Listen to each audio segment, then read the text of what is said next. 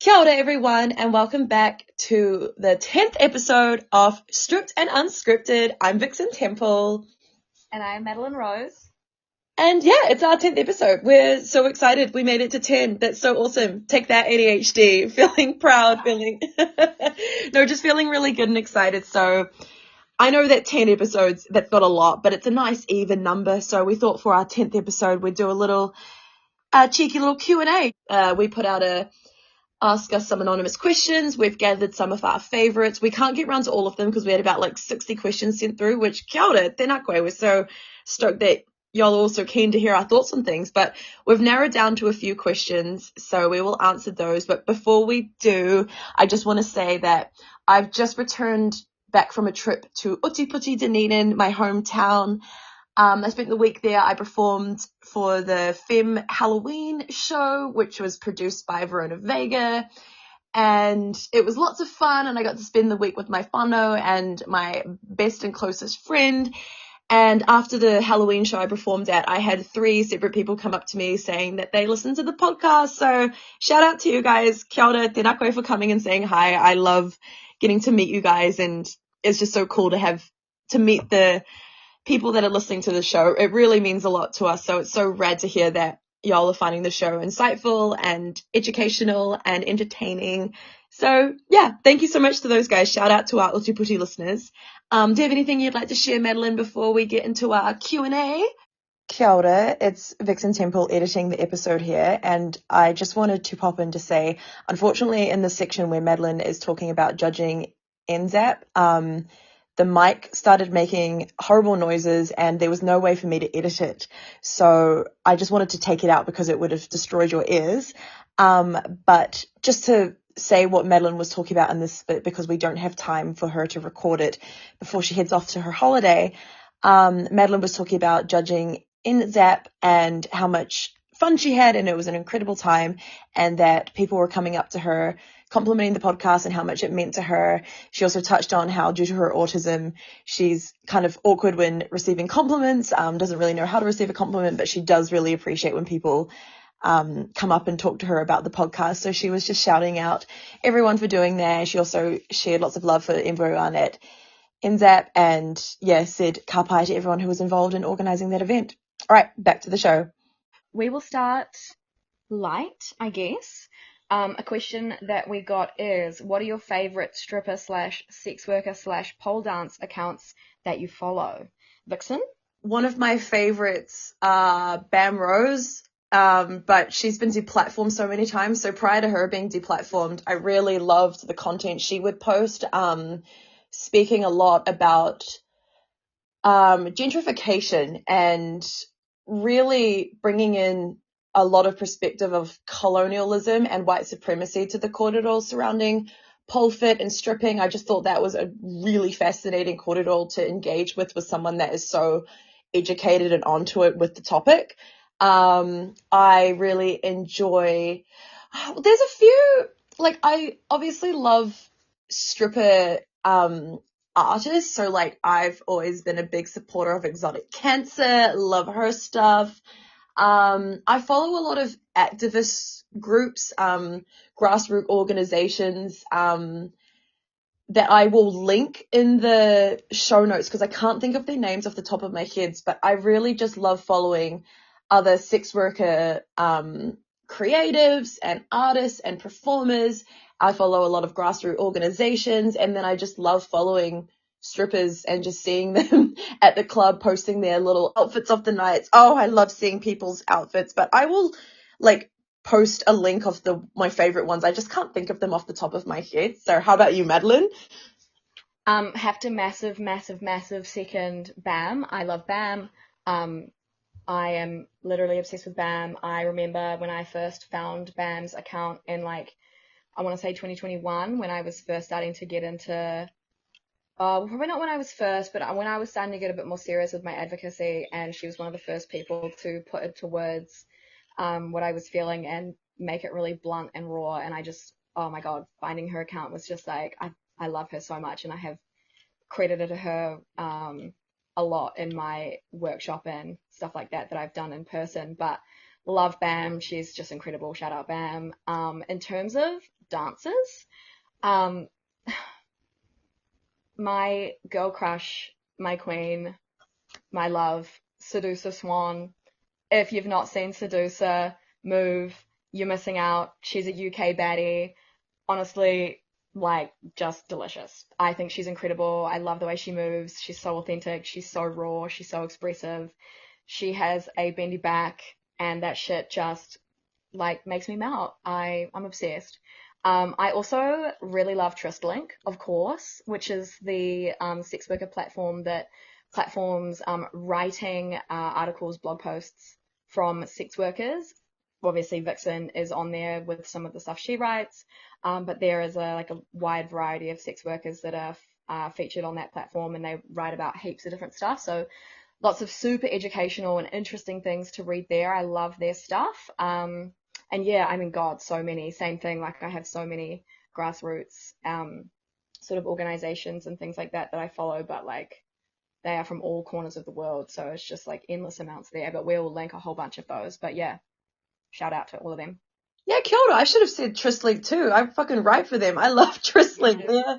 I think what I love so much about Tristlink is, yeah, like you said, because they feature sex work writers, you get to hear so many different perspectives, and you get to read things that validate and vindicate your experience, but then also open your eyes up to experiences you might not be able to relate to. And my brain really loves those moments where I feel like I'm fleshing out knowledge I already have, and then fleshing out knowledge that I didn't have. I just love having a new thought prompted in my head of, oh, I didn't think to think of it like that.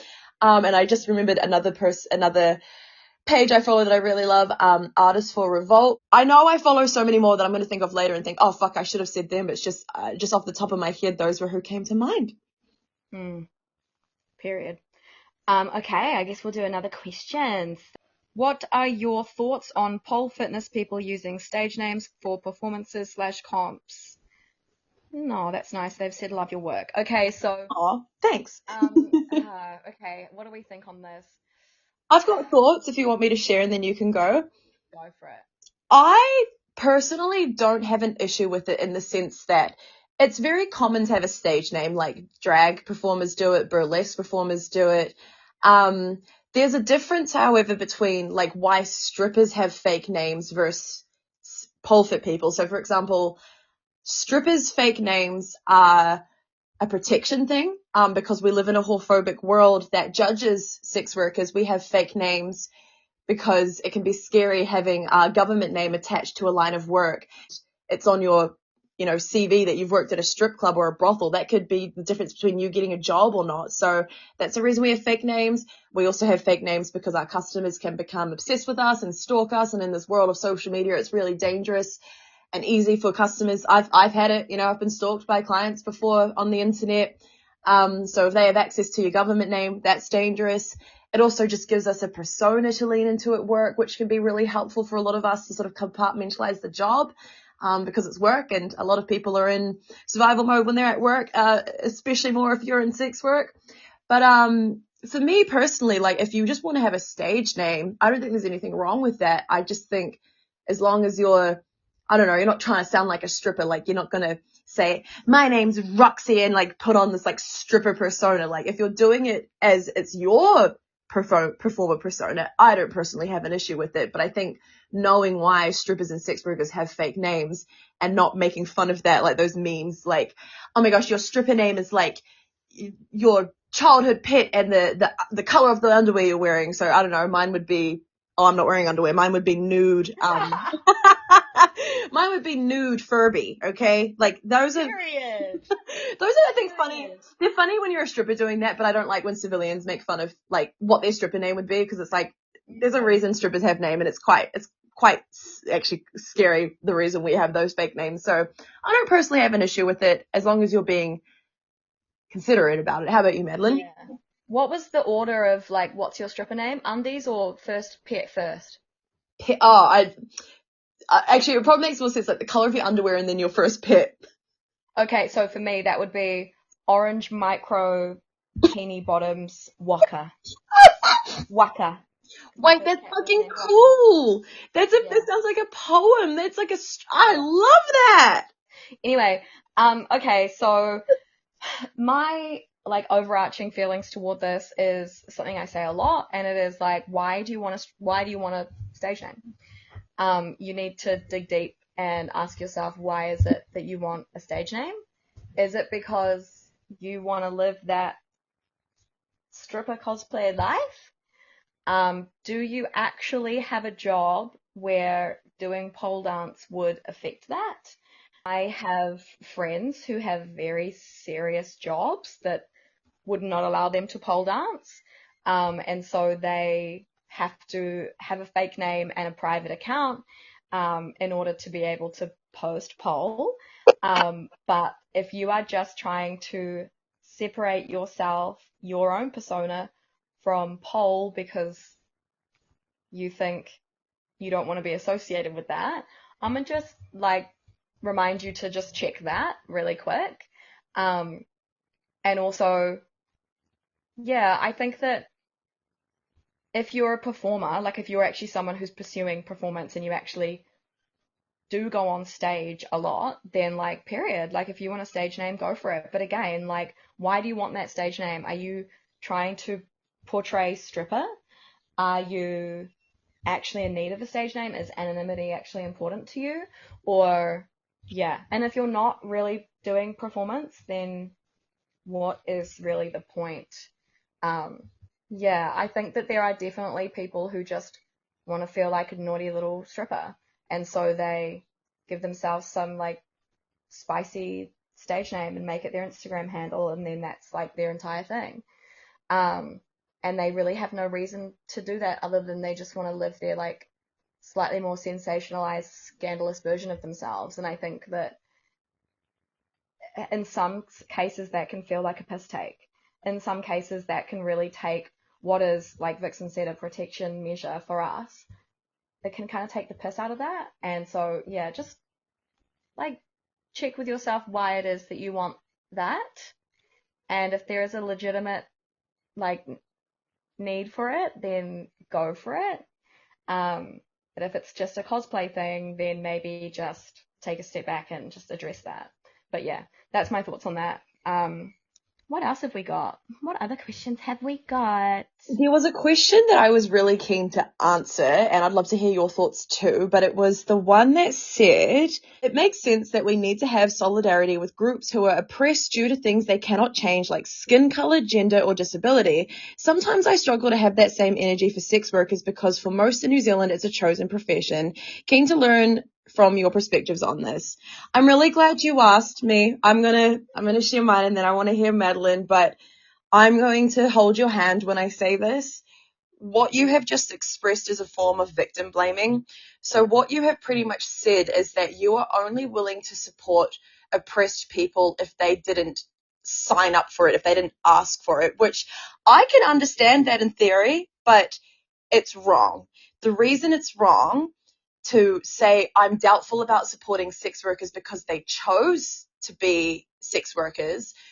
There are a multitude of reasons why one becomes a sex worker. For a lot of us, it's accessible with our disabilities. As you mentioned, you understand supporting people with disabilities because they didn't choose that.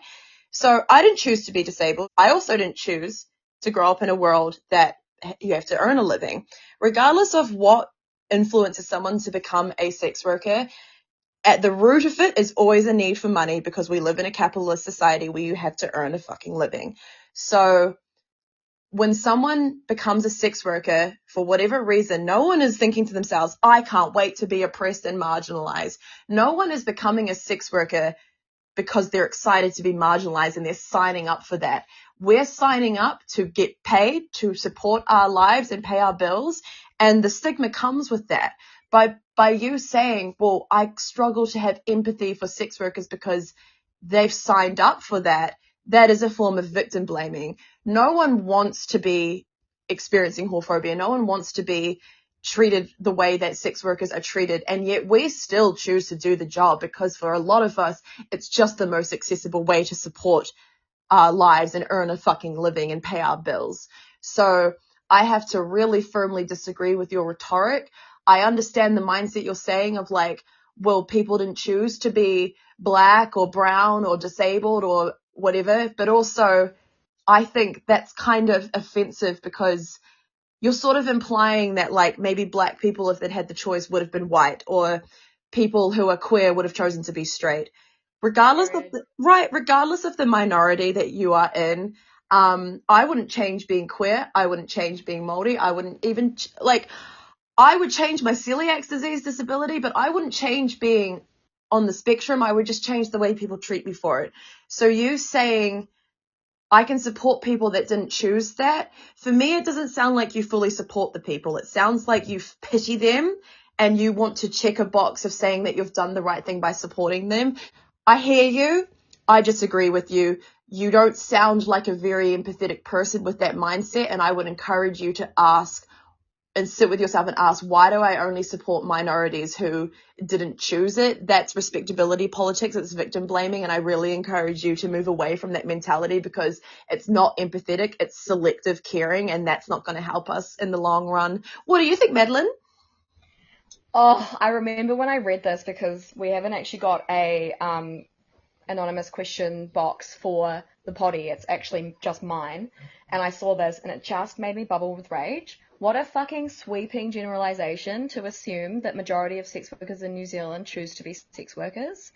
Like Vixen just said, there are a huge amount of reasons why people choose to do sex work, but for a lot of people it is not a choice. They have to do it because other careers are not accessible to them and they need money. And that is something that sex work can give you quickly. There are not a lot of jobs that you can get where you can go and start working that day and make the money that day.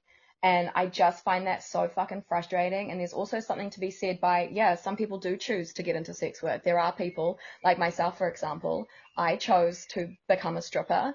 I could have got other jobs at the time. I could have gone back into beauty, but I chose to become a stripper. And after about a year, maybe 2 years, my mental health and my health in general declined so rapidly that I had no option to get out of the club. I didn't have a way to get a job that I could handle at the time. I was out as a stripper as well. I came out very quickly, so my likelihood of being hired would have been super low. Um, a lot of the time you can choose to become a sex worker and then you kind of end up doing survival sex work because it becomes a little bit of a cycle of like, I actually can't get out of here because now that I've done this and the societal stigmas are so fucking deep, systemic, ingrained that it's actually really hard to get out of that industry and to get what you think is quote unquote a regular job, like a normal job. And yeah, like there are plenty of people who have so many other options who just decide to dabble in sex work and, you know, whatever, they can do that. I just think that this question is so swarthy. I think that this question just demonstrates a complete lack of empathy, just like Vixen said. Um, yeah, I just think, why are you following us? And why are you saying this to us?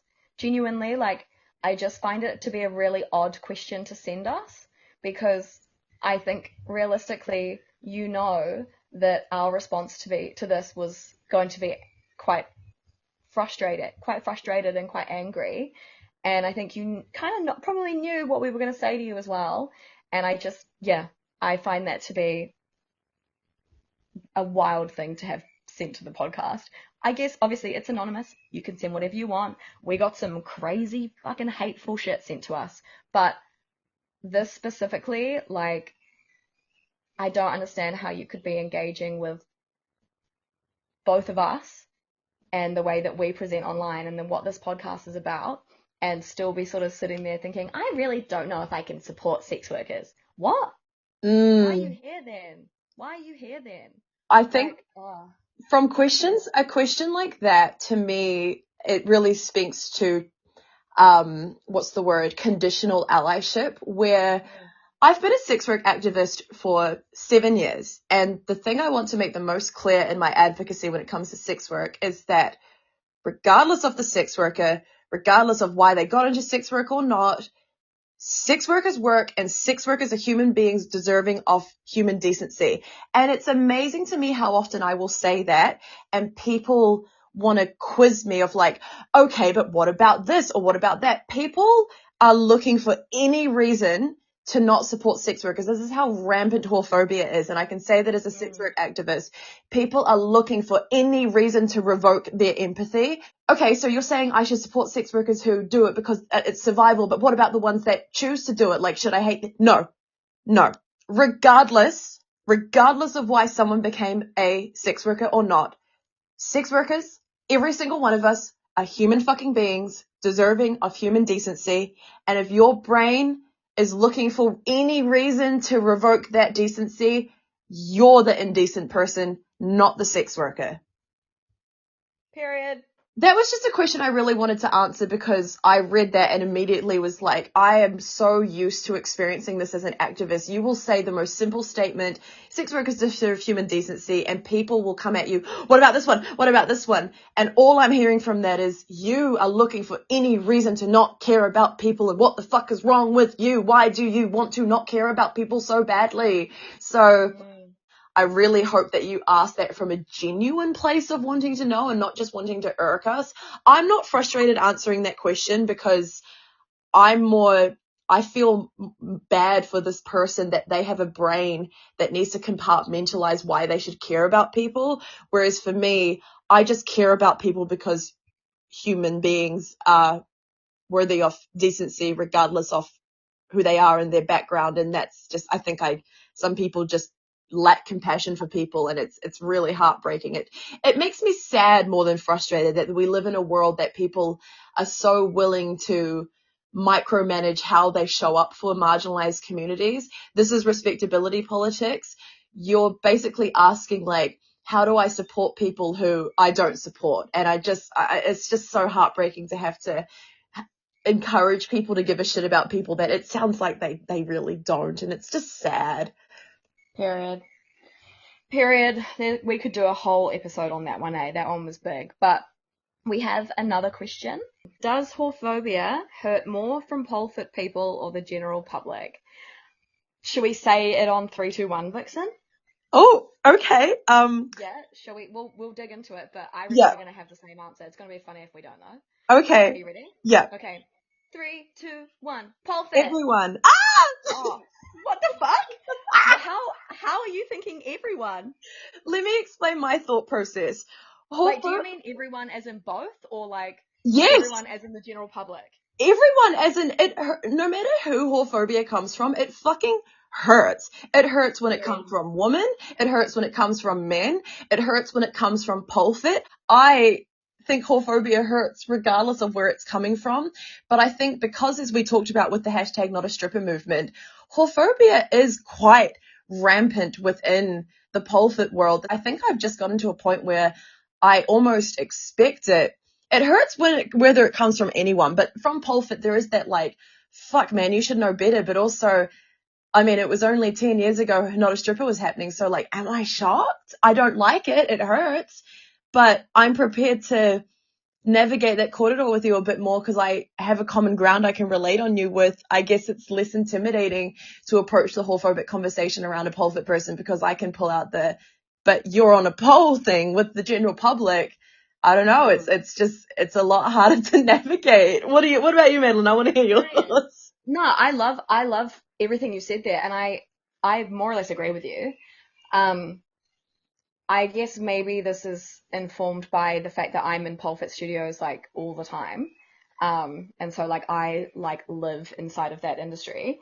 But I think also like my choice of saying pole fit there is informed by the fact that my sense of justice, my autistic sense of justice is so strong that even though I am so used to experiencing whorephobia in the pole fit industry and like I expect it as well the way that Vixen does, I'm still just like gobsmacked when people just like do it. And I also think like, I don't know about everyone listening, but for me, myself, and we've had some pretty insidious and like active, swarthy things happen in the last little while that haven't just felt like accidental faux pas. They've felt like very purposeful, intentional digs at the community. And so this year has been pretty yuck, as well as the end of last year for that. And so, but I don't know, like in experiencing whorephobia in my life outside of pole fit, um, I actually, I don't know, maybe like I have Lexi, I call her Lexi. It's my customer service voice. It's my like, oh, let me professionally like navigate this with you. I actually enjoy talking to normies about this, and if they're whorephobic, I enjoy being able to be like, oh, well, let me explain to you how that's whorephobic. I did a podcast last Monday, and it was kind of like a life biography with this guy that's friends with one of my best friends, who is currently like I think he's creating like a series of life biographies from just people that he finds interesting. And he did have questions for me, and a bunch of them were not like overtly whorephobic, but just like classic questions that you'd get from a normie that are like whorephobic that they don't realize are whorephobic. And I like happily like said to him, oh, like I am going to answer this question, but I just want to like explain to you the reasons why you shouldn't ask that question to a sex worker. And he was immediately like, oh my God, I'm so sorry. But like, I don't know, like maybe I just find that potentially easier to navigate, but I also do find that in a lot of scenarios when I experience whorephobia in the pole fit studios, I'm working. And so I've got a class to run.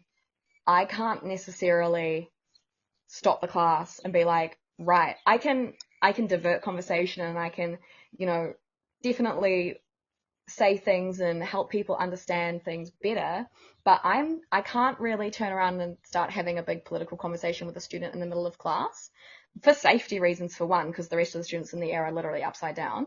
And then because I can't like really get into that more emotional like side of the conversation with students while I'm at work, especially not in some of the environments that I'm in. So I feel they're a little bit like more difficult because I don't know, like I do definitely feel a pressure in the pole fit studio to just be like, fuck, what's a better word to say than like a fucking well-behaved little stripper? And I'm not that at all, and everyone is aware that I'm not that. And so I definitely feel like when things are said, whilst I can call them out, I can't really get into the conversation while I'm at work because it will be deemed as unprofessional, and it'll just completely like take the class off track. Does that make sense?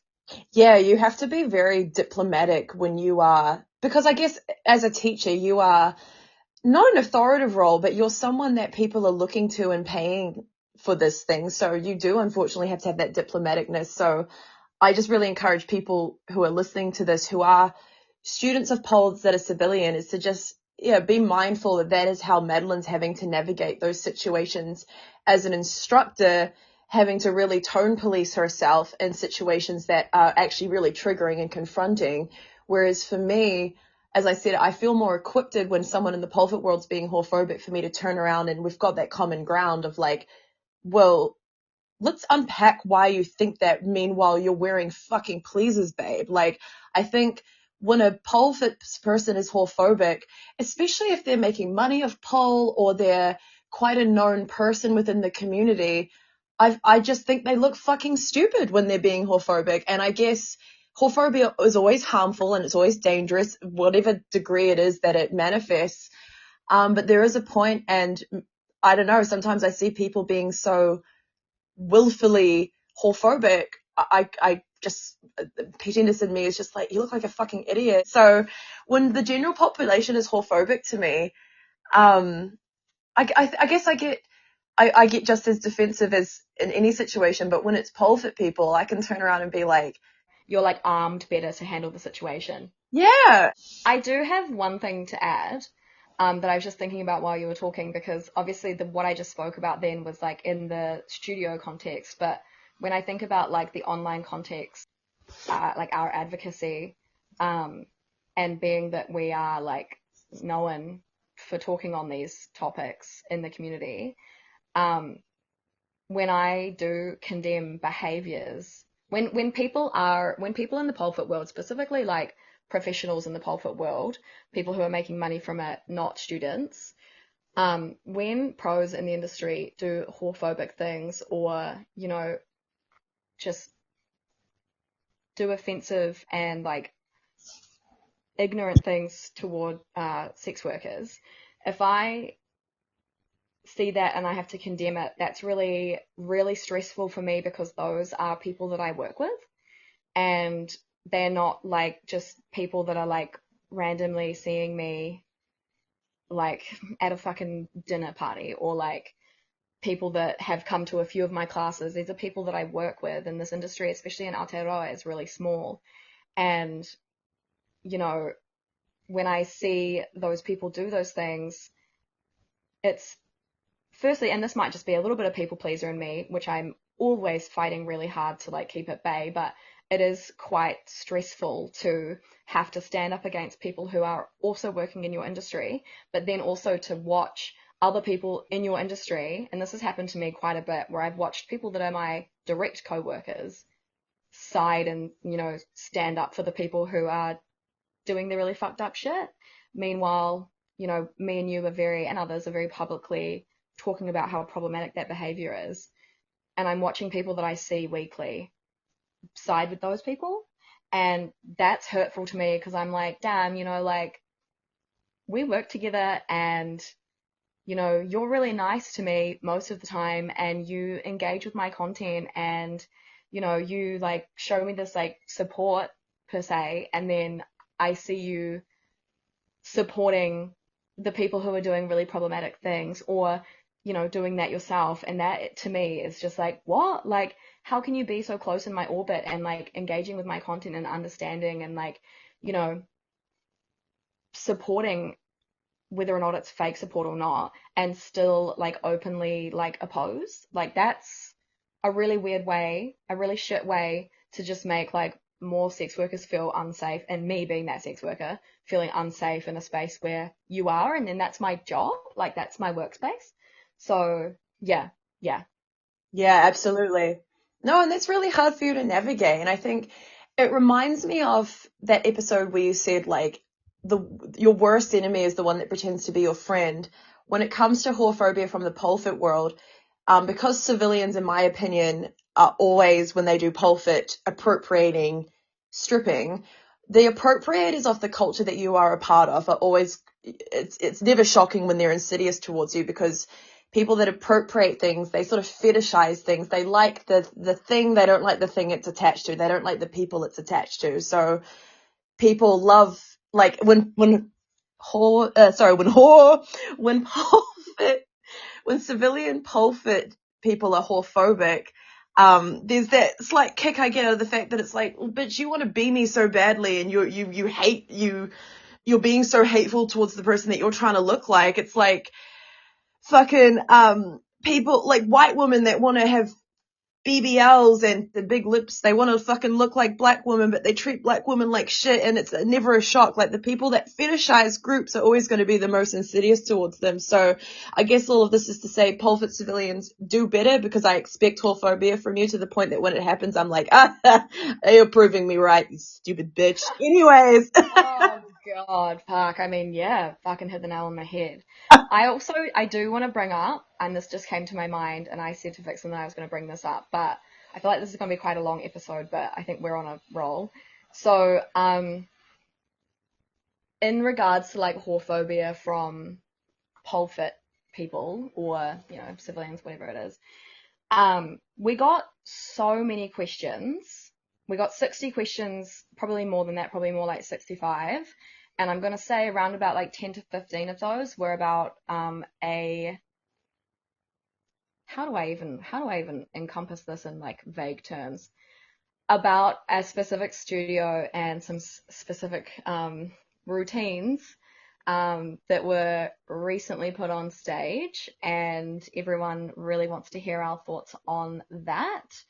I have had sort of a small say on my Instagram stories, but one of the questions that we got and the reason I don't say their name is because I am trying to like maintain like some level of respect, even though honestly, like, I don't know if that's really deserved at this point. But one of the questions was, do we feel like this specific space has been labeled as unsafe for sex workers after the last couple of months. And I'm not going to speak for sex workers as a whole here, because we all have our own preferences and personal opinions and experiences, and everyone is entitled to, well, not everyone, let's say sex workers in this example are entitled to, move how they want regarding this issue. But I know there to be a lot of sex workers in New Zealand who do feel like that space is really unsafe for them right now. I would not be inhabiting that space. I know a lot of people around me would not be either. And I think that unfortunately, that was something that they did to themselves. That was something that was caused by their own behavior. Someone spoke about this on Instagram maybe 2 weeks ago. It was Emma from Poneke, wonderful Emma. I can't remember what's her like Instagram handle. Vixen, do you know it? I will reach out to her to see if she's comfortable with us talking about her on the podcast. So if you're hearing this as an audience person, she has consented. So her Instagram name is Emma Louise. But I will edit this out if she doesn't want to be on the podcast. So if you're hearing this, hi Emma, thanks for the consent. Shout out Emma. But she basically said you have 3 options when you go to a pole comp or when you compete in a pole comp. The first one is to go out of your way to make it an inclusive and supportive, helpful, enjoyable and relaxed environment for everyone that is there. Your second option is to go there and be apathetic, and if that's your choice, that's your choice, whatever. And your third choice is to consciously, intentionally, actively go out of your own way to make it more of an unsafe space and to basically attempt to target and dog whistle a specific group of people who have spoken out against you. And honestly, she hit the nail on the head. I think that there are so many people in New Zealand that have seen what went down and cannot help but think about what happened a couple of months ago and feel that this is just insult to injury. And honestly, that's how I feel at this point. It really just is with these people, insult to injury again and again and again. And it shocks me that decisions like this can be made without any critical thought or, self-reflection on how those actions will be perceived and received by the communities who are seeing what you're doing and unable to speak to you directly about it. So yeah, I think when it comes to a comp routine, that is something that you create over months. It's not something that you get on stage and just improv and do and YOLO, impulsive last minute decision. It's something that you curate. It's something that you spend time thinking about. And to me, that means that you've had a lot of time to mull over your decisions and choices creatively, and to stick to your guns with routines like that is shocking to me. Shocking to me. I'm sorry. I don't think there's anything else you can really call that, if I'm honest. And yeah, it's a dog whistle. I don't see what world you can see that as a sex worker who is understanding of what happened over the last couple of months and not be offended by that and how insensitive it was and how much it just lacked any like sense of giving a single shit about the community that you really harmed and upset a couple of months ago. And yeah, hands down, I'm just going to say like, that was fucked up. Any thoughts, Vixen? Now, Mihi, everything you said, I think a quote that came to my mind, there's this quote from Christopher Nolan's Batman Begins that they say, it's not who you are, but what you do that defines you. So people's actions to me, I think as someone on the spectrum, I navigate my life and my interpersonal relationships by other people's actions. Actions speak louder than words. You can say, I think, I believe this, I do, I want this, but then your actions, they don't reflect that. That gives me trust issues in you.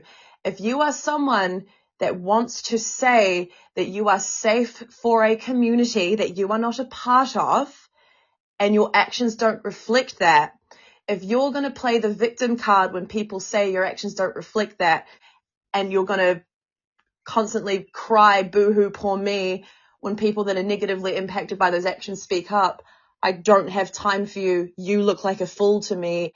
And I wish that I just wish that as a society, we would not reward such negative behavior. We would actually just think, I'm not saying people need to be cancelled and their whole careers ruined, but if there's no room to have korero around critique, there's no growth that can be had. We need conflict to evolve. And if people are going to instigate conflict, but then pull the victim card when it gets called out, I don't have time for those people.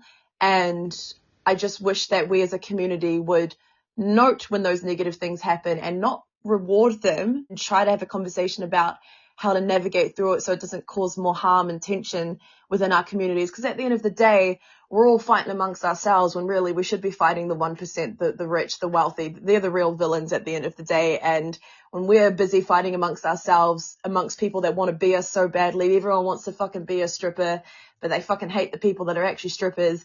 It's just so silly and childish to me. And it's just, those are my thoughts. But I don't have to be diplomatic. I don't teach pole. Fucking grow up and stop being whorephobic and then being upset that people are saying you're whorephobic, that's my honest thoughts on the situation. I do also want to add, Vixen made a point there that she hopes that we would note as a community when things like this happen. And I just want to say that there are a lot of people who are noting it. And that's exactly why there are a lot of people who feel unsafe, because they're noting it.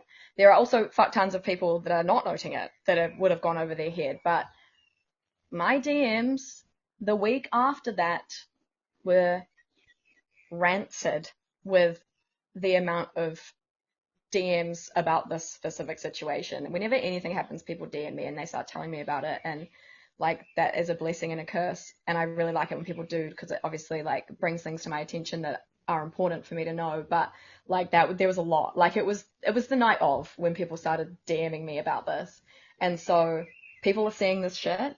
It's not just me and Vixen who are reading into these things. It's actually blaringly obvious to a lot of people in this community what's going on there. And yeah, I guess just like get a grip. Like, yeah. Anyway, we'll move on. Otherwise, I'll get angry because I'm like kind of almost shaking with rage. But what else are we going to talk about?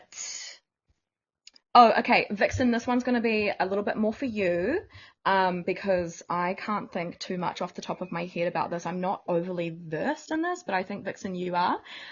Can you make any comments on the current state of migrant sex workers' activism in Aotearoa? Any peeps we should follow regarding that, kaupapa?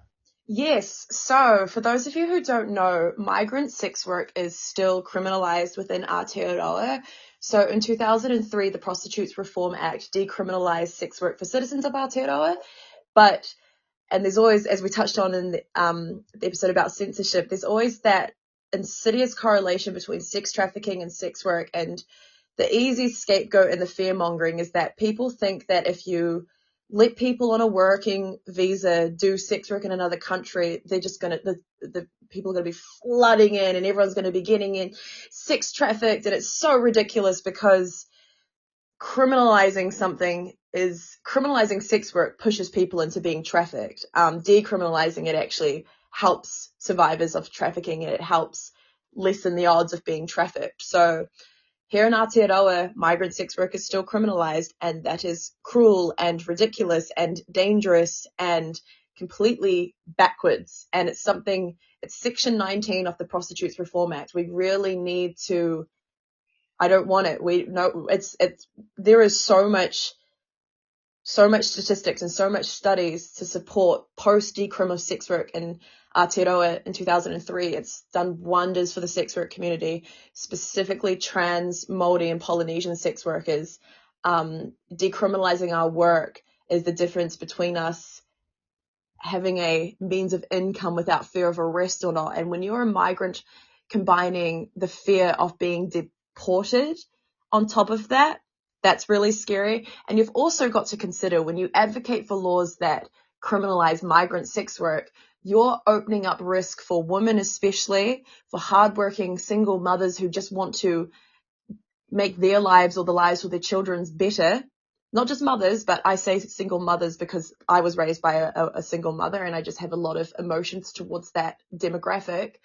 When you advocate for laws that criminalize migrant work, you're inviting police, immigration to have the right to have power over women, put them in prison, rape them, assault them, abuse them, and dangle their visa over their head. Do you not hear how dangerous that is? That's fucking insidious. And so I'm not sure about specific groups within Aotearoa advocating against Section 19 and wanting to decriminalize migrant sex work. I know that there was a petition brought forth a while ago that was passed around to, revoking Section 19 and decriminalizing migrant sex work. And so, again, I'll see if I can do some research and link some specific pages Aotearoa related for migrant sex workers. But in the meantime, I would suggest following the Latin Queers. I will link their Instagram in the show notes. Doing amazing work for the migrant community. I've learned a lot about migrant rights and discourse through being in community with that group. I'd say, just follow them. I'll see if I can post any other groups. There was this really great film that I watched, I think 2 years ago, by the Asian Migrants Association, or Asian Sex Workers Migrant Association. I'll find out the actual name. They did this amazing film about sex workers. There was a woman who was running away from the police who were, doing a police raid on their massage parlor, and she jumped out of a window and died because she was that scared of being arrested and deported. And I think this is the seriousness of the conversation that needs to be taken into account. It's a real thing that's impacting real people's lives. And so giving a fuck about migrants, trust me, they're not the ones making your life hard, okay? It's the fucking 1%. It's not fucking migrant workers. So yeah, I will see if I can find some actual groups to engage with, but that's sort of just my korero around migrant sex work and how important it is that we decriminalize it, because migrant workers deserve the same rights as all workers in Aotearoa. Because it's so fucking expensive to migrate to another country, they should be allowed to do sex work. Why the fuck not? It pays bills. It's a great way to make money for something that's so expensive. So there's my little spiel about that. Period. I couldn't add anything to that. It was incredible. Slay, Vixen, you are so fucking intelligent. But shall we do our next one? Okay, so this one is long, so I'm going to read it. I'm probably going to fuck up reading it, but we'll get to it. So we're at the 2-hour mark, but everyone's been gagging over us doing longer episodes, so fuck it. Let's keep going. I would love to hear you talk about the ways in which your experiences in S-work inform the art you make outside of S-work spaces. Are there certain experiences and or relationships you have with aspects of sex work that fuel creative visions? Are there certain physicalities, aesthetics, energies, visuals from S-work that have inspired certain performances or storytelling?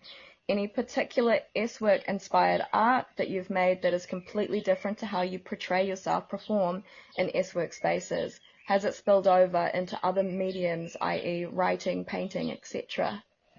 Tell me about your S-work art making thoughts. Wow, yeah. Firstly, what a beautiful question. Gorgeous, love that question so much. For myself, my work, my art is so deeply informed by sex work. And I think a lot of the way that strippers dance is so deeply informed by the experience of existing inside of a club surrounded by potential predators and, you know, having people really in close quarters with you. A lot of the things that we do that look more, I guess, erotic are actually informed by like us having to be defensive while on stage. For an example, touching your puss in a sexy way, the kitty swipe, is actually just a way of, you know, being naked and not getting a fine from management for letting your entire puss show on stage, or to stop the customer from trying to touch it, is putting the hand in front of it. So whilst it might look like, you know, and sometimes it is like that kind of like self-touch sort of thing, it's also defensive. But in terms of my own art, I am so like deeply committed to showcasing authentic stripper style. Like I have done a lot of gigs where I've had to sort of sanitize my style a little bit, and I have had people ask me to sanitize my style, and I just won't do it. Um, there is certain things that I can do on the pole that will, I guess, like lend themselves better to scenarios where people want me to be more palatable by, I don't know, just staying at the top of the pole and doing crazy big tricks. But I am just so deeply passionate about showcasing what it really looks like, what eroticism looks like in a sex work, like from a sex work perspective. And I, my dancers, I said this on that podcast I did last week, but specifically my dancing is informed hugely by the trauma and the grief that I experienced while I was learning how to do pole, or sort of while I was like creating my own style. Specifically, like my third year of doing pole, which for me felt like a very like transformative year in terms of my style. I was kind of, my skill level was high, but it was when I really created what was very like Lexi in the way that I move. And that was also like the worst year of my life because of the club and because of my own personal experiences outside of that. And so it may not come across to everyone that watches me dance, but when I watch my own dance, I can see like the immense amount of grief in the movements that I do and the way that I express my like eroticism and sensuality, and obviously that mixed with just, for lack of a better term, literally simulating sex for the male gaze has culminated to create what it is that I do. Um, and yeah, it's an interesting experience. This is like a side note, but it's interesting it's quite it can feel quite tender to share and teach other people that movement, my movement, knowing that it was built from trauma and grief, and that a lot of the ways that I move, especially when I am doing very soft and like expressive stuff, it looks like sexy, sad, artistic girl, but it is like very grief ridden for myself at the time of creating that movement.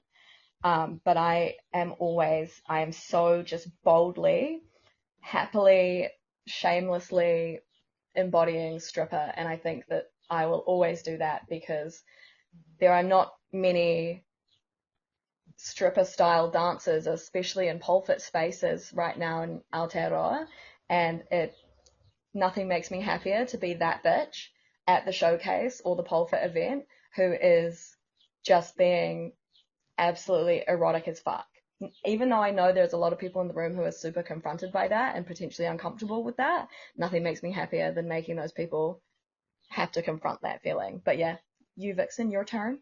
No, I agree with everything you said, and I think it's so frustrating, this whole idea that the second art becomes sensual or erotic, it loses its integrity. So I fuck with you hard for being that bitch. Like, also as an artist, it's really good to confront people and make people feel challenged. So I think you're very powerful for doing that, and I fuck with that hard.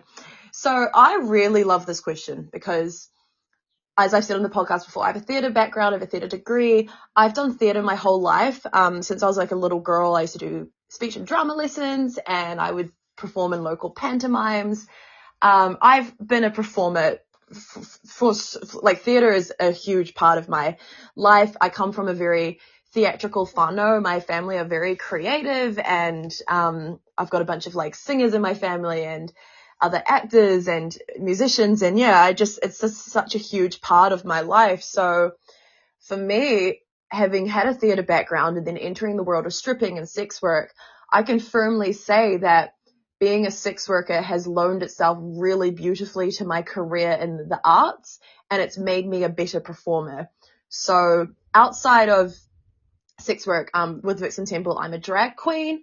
I also have a few drag king personas. I do burlesque, and I'm also an actress. I've recently as a part of Wellington Pride, did a show, The Magic of Her Body, queer readings of Catherine Mansfield's writing.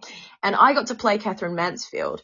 And I was reading from her letters and her stories, her queer journey and her queerness through her letters and her writing. And the thing about being a sex worker, especially full service, but, you know, stripping as well, you are creating intimacy with someone, whether it's full service or stripping. You are there to create an emotional bond with a stranger. And I also think the same thing happens when you are an actor. When you are a creative, when you are an artist, your role as an artist is to connect emotionally with the people consuming you. And so for me, when my job as a sex worker is to create a sense of shared intimacy with a stranger within an hour-long booking, actors have the same challenge when they are in a stage and there's an audience of strangers coming in. You've got to connect with those people. Sex workers are very good at doing that, and that loans itself beautifully to an acting world, or a performing world, where whether I'm doing drag or burlesque, I can make everyone in that room. I'm on stage. I can't physically actually see them because the lights are shining on me, and I'm also legally blind. But regardless, I can perform in a way that makes every single person in that room think they have a connection with me, because that's your role as an artist, especially when you're doing burlesque or drag and you want to connect sensually with the audience. Another way it's loaned itself quite beautifully to my performing career is back in 2022, I think, 2023. Yeah, 2023, the debut of my one-woman solo comedy show, Just the Tip, A Stripper's Guide to Strip Club Etiquette, where I played, it was a stripper and the audience, you are the baby stripper, it's your first night working in a club, and I, Vixen Temple, am going to talk you through the club, and I play all of the different customers you expect to meet, like the quote-unquote male feminist. There's Bruce, everyone who knows Bruce. There's like Bruce. We love Bruce, and Bruce loves his groupies. What the fuck? I didn't know you had a name for them. Oh yeah, Bruce's fangirls are the groupies. He loves his groupies. And there's like the screaming bachelorette bride, and there's all those different characters. And so that question about like, how do you perform sex work related stuff outside of the strip club? Like, I was able to write an entire show about my experience as a stripper. It was a comedic show. And I was talking about my experiences as being a stripper, and I was pretending to be in the strip club. I was putting the audience in the strip club, but I wasn't actually in the strip club. So I was able to do I was relying on a lot of physical comedy. So I've really got to, you know, pull some ugly faces that I probably wouldn't pull in the strip club, because I'm trying to be funny and I'm trying to sell this character. So in the strip club, I'm not going to dress up as a fucking customer and make fun of customers. Like, that's not going to make me a lot of money. I'm not going to put fake hair on my chest and put a fake mustache on and be like, oh, what are you going to do for my $2 tip, you know? But I wish I would, but it would not make me a lot of money. But when I put a show on where I am inviting people to come in and let me make fun of them in the way that they act in the strip club, and I'm holding a mirror to society, there's something really cool about taking my experiences and the things that I have to suppress in the club and to put them in a show that people are paying money to come see. That money's going directly into my pocket, and I'm able to say to them like, haha, this is how you act, do better. There's something really powerful about that. So I fucking loved this question. Sex work has absolutely positively impacted the way I navigate life as an artist. It's made me a better performer. I joke quite a lot, and I don't even know if it's a joke anymore, that I gained more theatrically by being a stripper than I did in my 3-year theatre degree at uni. I wouldn't not do the uni degree. I'm glad I did it. But I swear I've learned more about how to be a good performer as a stripper and a sex worker than I did 3 years studying theatre at university. So I don't even think that's a joke anymore. I really actually, like, when I think about the things I've been able to do as an artist, post being a stripper, I think I've become such a better performer from being in the stripper world, and it absolutely manifests in my art. And I don't think there's a single thing I can create, even my writing, that's not impacted and touched on, having not had the hands of the strip club world touching it. I feel, Madeline says this a lot, once you've been in that world, whether it's been for like 2 weeks or 3 years, it does open up your eyes to a lot of things that maybe some people can look away from it, but I don't think most of us do. And it does greatly change how you navigate life. And as an artist, when we are pouring our emotions into things, a lot of my emotions have been formed by my experiences as a sex worker. So whether I'm making a show like the Catherine Mansfield show, that has nothing to do with sex work, but my lived experience as a sex worker impacts the way I navigate playing that character and showcasing the emotions that I assume Catherine would be having in that experience. And thinking about what is the audience going to receive from this? How can I connect with them? What parts of the script need the more emotional connection versus this? It's really beautiful. I fucking love this question so much.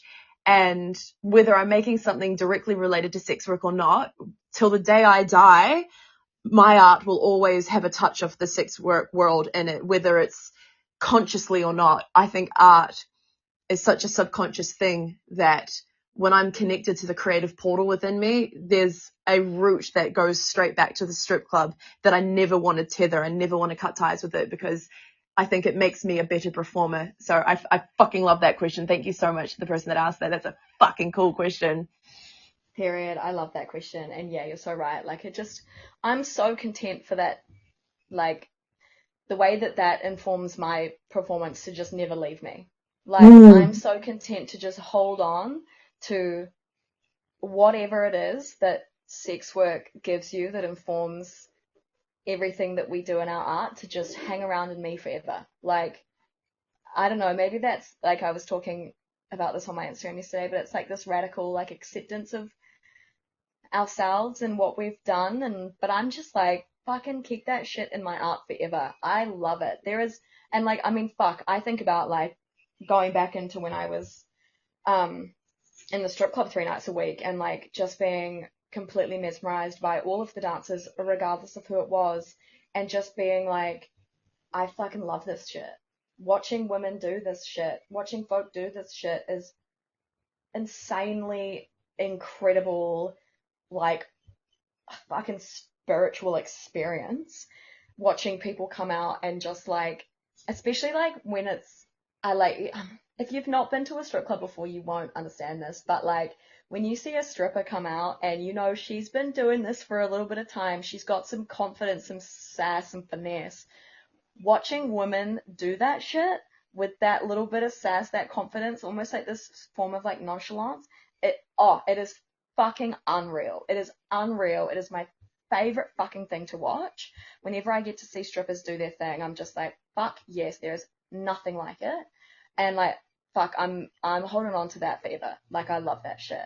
Just, the not wanting to let go of that. I think, as I said, there's this belief that once art becomes erotic or sensual, it loses its integrity. And I think, unfortunately, a lot of performers have internalized whorephobia, that when they want to be taken quote unquote more seriously as an artist, they're going to hide the stripping background and the sex work background, to no fault of theirs. It's the systems that make them think that that's the only way to do it. And I think for me, I want to break that by, when I promoted the Catherine Mansfield show, that's a show leaning into history, and Catherine Mansfield's a very highly respected writer, well, artist too, but highly respected writer in the academic world. And I came into that show and I made sure the program stated that I'm a sex work activist and I produce strip clubs, and it's something I will always, if I want to explore the artsy fartsy world a bit more, the more theatrical academic side of theatre, I am not going to hide that aspect of my history. I don't blame people that do, because it's hard to navigate whorephobia. But for me, I'm always, like Madeline said, I'm always going to have that radical self-acceptance that if I come into a space and me being a stripper stops me from getting an opportunity, I didn't want that opportunity. I don't want any opportunity that asks me to hide an aspect of myself that I know makes me a better performer. So I wear that on my CV with pride. I was a stripper. I am a sex worker. These are the skills I've got from it, and this is why I'm the best person for this role, and I'm fucking proud of it, and I'm going to own that. And I don't blame people from hiding away from that, because we live in a whorephobic world, but I think the more of us that do stand up and own it, it's so weird to me when you know the history of theatre and how interwoven it is with sex workers. So many opera houses and theatre buildings were commissioned and built because they were pimping out their actresses and actors to sleep with wealthy patrons so that they could like build, like, theater buildings were literally built off the backs of sex workers. So like for the theater world to look down on sex work is fucking rich to me because our histories are so interwoven. And you think about how beautifully sex work loans itself to an actor when you're a creative person and you want to be available to go to an audition at a last notice, or you want to have time to invest in your craft. Sex work can give you that. A lot of actors have done some form of sex work in their life while they're supporting themselves before they get their big break. A lot of actors are sugar babies, but we don't want to have that conversation. But people fucking need to get their fucking heads out their ass. And if you're looking down on me as a theatre person because I've done stripping, I'm looking down on you because you haven't done it. I think it makes me better as a performer than most people, you know? But I'm just fucking arrogant like that sometimes. I think strippers and sex workers are fucking incredible performers, and anyone that looks down on us, they're missing out. Fuck off. Period. We're on a roll. This is so much fun doing Q&A. It's just like flows so nicely and so many cool things to talk about. So we appreciate you guys sending in all of those cool questions. And to those of you who sent my address and my full legal name, fuck you. But otherwise, yeah. What the fuck was that about? Doxing is not cool. That's really weird. That's really creepy. And like, let's not do that. Like, just because it's anonymous, it doesn't mean you have to be a freak. What the hell? That's coming from a freak. Freaky weirdos. Freaky weirdos. It's You're weird. a freaky weirdo. You're weird. You're a big ass dog, bro. You don't want to come anywhere near my giant dog. No, but thank you so much to those of you who sent through questions. They were some really cool questions to answer, and I reckon we'll do more Q&As. Maybe every 10th episode can be a Q&A. I don't know, but we greatly appreciate the listeners. We greatly appreciate you guys coming up to us and saying hi when you see us out in person. So kia ora, tēnā koe so much for supporting the show. Like, it fucking means the world to both of us, and we hope you enjoyed this little Q&A. It was a little saucy, it was a little bit spicy, but you know, that's what we're here to do. You have been listening to Stripped and Unscripted with Vixen Temple and Madeline Rose. Thank you so much for the aroha. Thank you so much for the support. And we will see you in the next episode.